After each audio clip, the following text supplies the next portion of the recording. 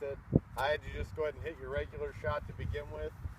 I noticed you were trying to fly to the hole. We've got 20 to 25 yards worth of green to work with, and from earlier in our lesson we know that the greens are pretty fast here and they roll out a lot. Yep. So I had you switch from your 60 degree to your 52, and what we're going to do now is try to kind of tighten up our stance a little bit and get a little more solid over the ball and just try to hit one that lands on the green and runs up to the hole.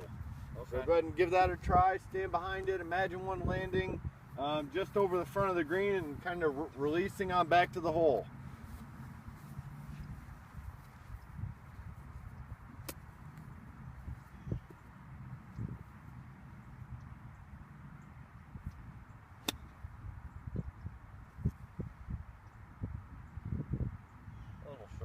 Just a little bit short. It kind of caught in the fairway or the longer grass right up there on the green. If that one lands on the green, you've seen how firm and they roll out.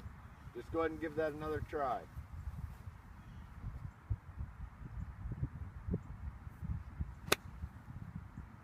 A little bit chunky, kind of quick. A lot of people think that they need to go after it because if you decel, it comes up short, but kind of gouging at it and going after it quick kind of does the same thing.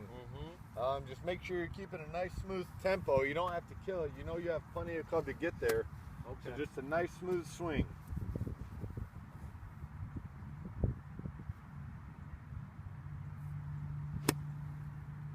Good, good. You see how that one landed on the green and released back there towards the hole? You've got about 10.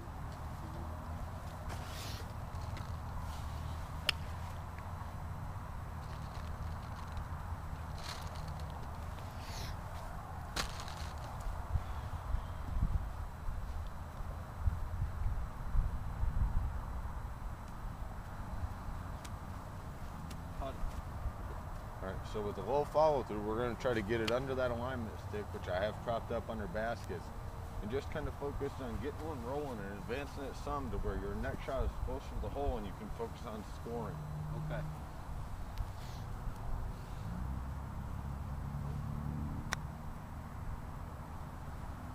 All right, hit a few more.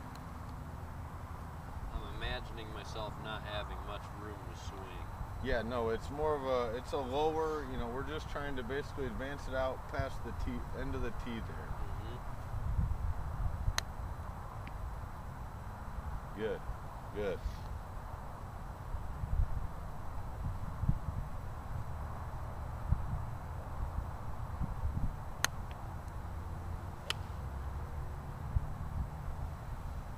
All right, those are pretty good, and we're going to try to I'm going to try to give you one that gives a little bit more juice on it if you don't have that much room. What I want you to do on these is even as a practice drill in your own time, you can practice, taking all the weight off of your right foot and putting it all on that left side there and just taking the club back short and accelerating through. Having all that body weight over here kind of it doesn't allow you to get stuck back on it here with a lazy shot where you kind of jab it into the ground and it doesn't really go anywhere.